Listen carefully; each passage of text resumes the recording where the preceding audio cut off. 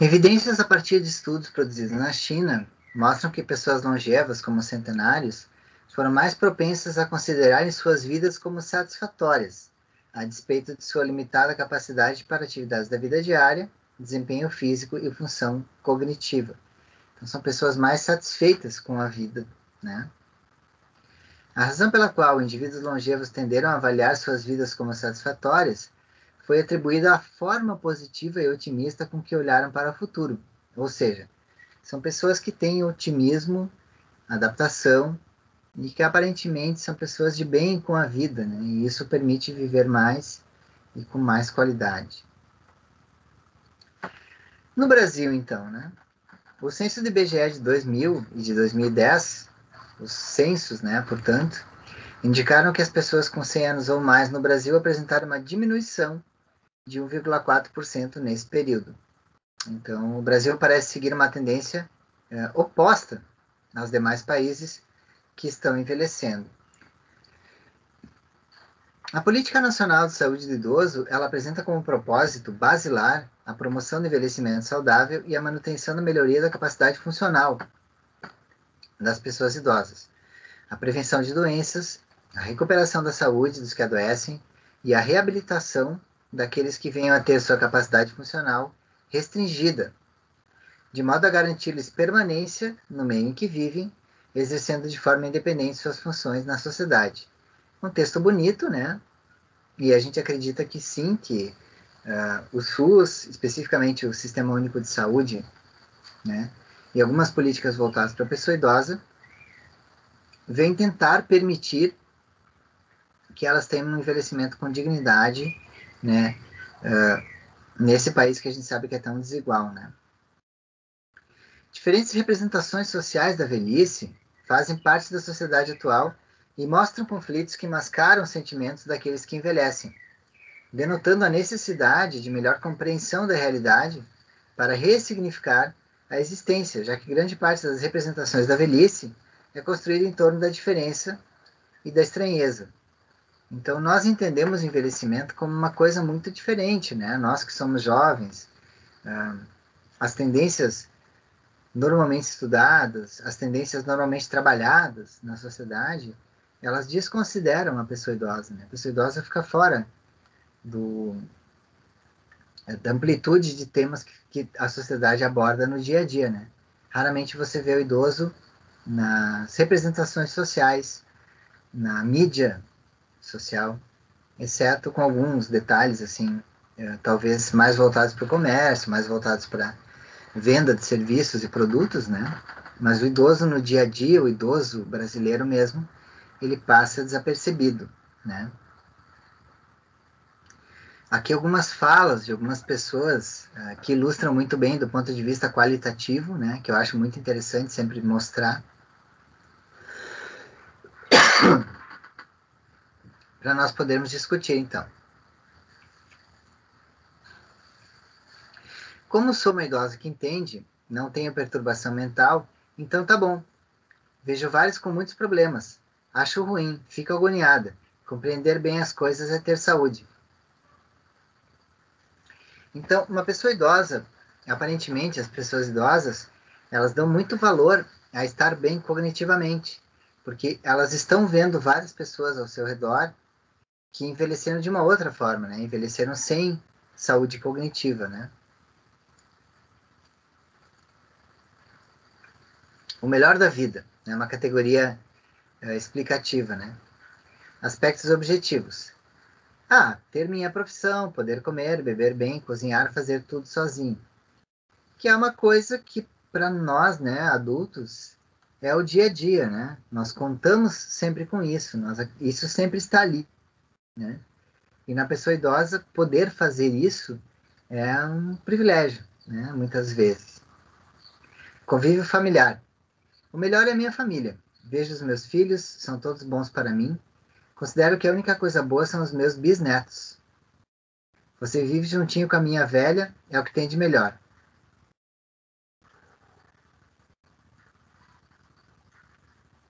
Então, o contato da família, o amor da família, né? Isso tem um enorme valor, né? E a gente só pode sentir isso estando nessa situação, né? Imagina, conviver com os bisnetos, né?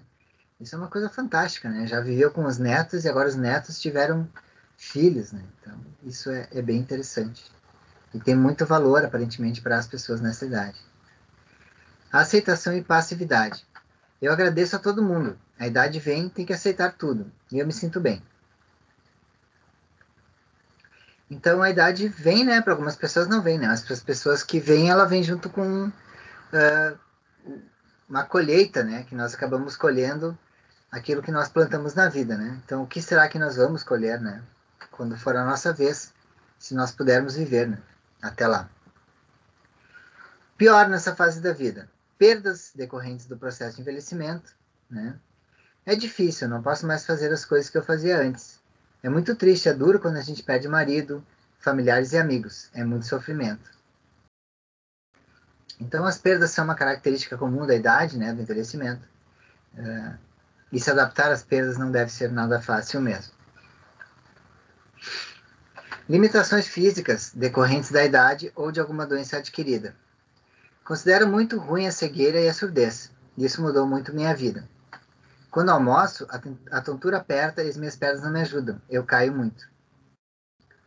Então, né? As limitações que podem surgir com o envelhecimento, com muito envelhecimento, né? Elas podem ser mesmo muito difíceis de enfrentar. Relacionamentos. Satisfatórios e frequentes. Excelente, sempre fui simpática. Todos têm paciência comigo. É muito bom, graças a Deus, não posso reclamar. Eu frequento a Associação de Senhoras Católicas, gosto muito de ir lá. São todos amigos, não tenho queixas. Eu tenho uma família bonita, meus netos gostam de mim, os vizinhos conversam comigo, brincam. É bom, tenho muitos amigos, não tenho inimizade com ninguém. E são coisas que a gente no dia a dia talvez não valorize tanto, né? Talvez a pessoa jovem, a pessoa adulta, esteja tão preocupada com trabalho, com realização, com finanças, né? Que não tem a oportunidade de enxergar o quão bom é, né? Ter uma família e poder ter uma família bonita e poder aproveitar isso. Isolamento social. Eu já tive bons amigos, mas depois de certa idade doente, some tudo. Ninguém vem visitar. Agora quase não tenho amigos, não saio de casa, fico só com meus parentes. A perda dos amigos, né? O isolamento dos amigos é uma coisa muito frequente. O Facebook pode ajudar, mas o contato, olho no olho, ele não é substituído, né? Pelas redes sociais. É necessário ter contato com as pessoas para se sentir apoiado por elas, né? Qualidade de vida. Qualidade de vida eu gostaria muito de chamar a atenção porque é a qualidade de vida que nos importa muito, né? Que não basta só envelhecer, né? Também envelhecer com qualidade é importante, né? Recursos materiais favoráveis. A minha vida é boa porque as coisas materiais ajudam. Assim posso viver bem. Minha vida está melhor, minha filha ganha mais um pouquinho, elas me acodem em tudo. Recursos desfavoráveis. Precisava ter mais dinheiro para poder ter as coisas e viver melhor. E aspectos gerais. Acho que a qualidade de vida é a pessoa que faz, é individual, cada um faz, planeja. Eu não brigo com ninguém, todos me respeitam. Nasci pobre, criei pobre, e só não sou pobre pela graça de Deus, tenho riqueza espiritual. Tenho Deus e está tudo bem. Pode melhorar em tudo espiritualmente e carnalmente. Então a perspectiva de ter uma vida boa, ela passa tanto pelo material quanto pelo espiritual. E a qualidade de vida na cidade, aparentemente, ela se relaciona muito tanto com a postura que a pessoa tem de positividade, de fé, muitas vezes religiosa, quanto com os aspectos físicos, né? Os aspectos físicos, eles não necessariamente preponderam, mesmo muitas vezes sendo muito importantes, né? Como as condições crônicas são muito importantes, né? São debilitantes às vezes, mas as pessoas aparentemente se adaptam muito, né? A essas condições e por isso conseguem sobreviver até essas idades e até mesmo manter uma boa qualidade de vida. Viver muito nem sempre significa viver bem. A longevidade tão desejada, se não bem organizada e programada, pode ser problema para quem envelhece, sua família e para a sociedade. A população estudada representa a velhice no Brasil. Constitui-se em sua grande maioria mulheres, viúvas ou solteiras, residindo com familiares e portadores de várias patologias. Essa sim é a realidade brasileira. Nonagenários referem o melhor da vida como sendo a realização de atividades básicas da vida, o convívio familiar e as possibilidades de atividades de lazer.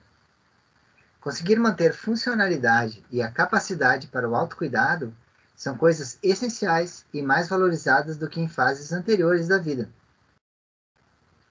Para tanto, a aceitação e a consciência das mudanças é um ponto fundamental. Ou seja, manter condições de ter uma certa autonomia e uma certa independência parece ser muito importante. E aceitar as alterações que decorrem do envelhecimento é tão importante quanto, muitas vezes,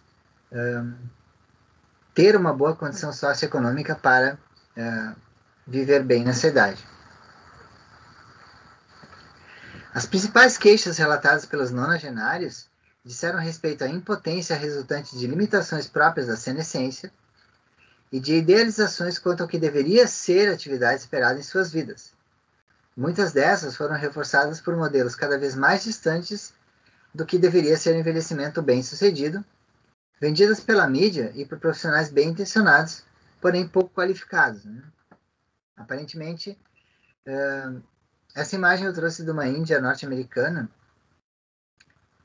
Todas as imagens dessa apresentação são livres, né? Eu baixei de sites de imagens livres e eu tentei encontrar uma Índia brasileira, assim, né, mais idosa, não consegui encontrar. E a imagem que se vende do envelhecimento bem-sucedido é justamente esse, né? Você tem que ser uma pessoa rica, você tem que ser capaz de comprar as coisas, tem que ser capaz de pagar as coisas. E você vai ser tão mais feliz quanto mais você for capaz de comprar, né? Essa é a imagem que se vende. Ou é a imagem de uma pessoa super ativa do ponto de vista físico, né? Ou seja, parece que se você não for super ativo do ponto de vista físico, você não poderia ser feliz ou ter boa qualidade de vida, o que é uma falácia. Ser nonagenário ou centenário é ser marcado pela individualidade, né? Nessa etapa as pessoas são mais autênticas, né? É mais fácil enfrentar essa etapa da vida se as experiências anteriores foram percebidas como satisfatórias e as memórias mantidas como recurso auxiliar e fortalecedor. Ou seja, se você teve uma vida que você percebe que foi boa, parece que isso ajuda a viver mais tarde com mais satisfação, com essas memórias. Reavaliar pendências e desejos não realizados pode ser muito importante na manutenção de sentido da vida, mas também pode gerar frustrações, muitas vezes traduzidas por queixas físicas e sociais. Né? Então, repensar a sua própria vida pode ser muito importante, mas também pode trazer uma consciência de que poderia ter sido um pouco melhor. Deste modo, então, essa nova percepção garante ao idoso um lugar de reconhecimento e dignidade no que tange a ser considerado em sua heterogeneidade e capacidade de manutenção da sua condição, independente da idade, e que tenha, sim, da sua condição física e emocional. Então, aparentemente, a condição física não é tão importante, até mesmo a independência parece não ser tão importante. O que parece mais importante para essas pessoas é sentir-se bem do ponto de vista cognitivo e emocional. É sentir-se amparado, é sentir o carinho das pessoas e é sentir que o bom funcionamento cognitivo ajuda nessa fase da vida. Essas são as referências. Muito obrigado pela atenção.